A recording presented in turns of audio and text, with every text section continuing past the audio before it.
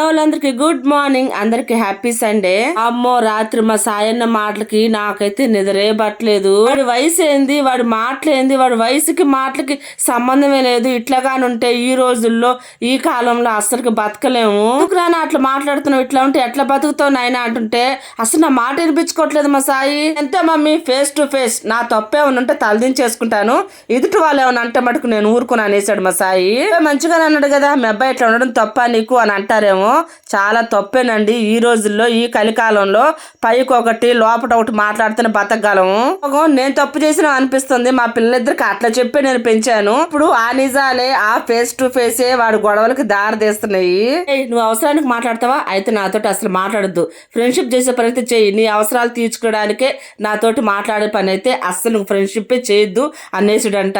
ఏంటి నాన్న అట్లా మాట్లాడితే ఎట్లా నాన్న అంటే, నేను అంతే మమ్మీ, ఫేస్ టు ఫేస్ ఎవరితోటైనా అంతే.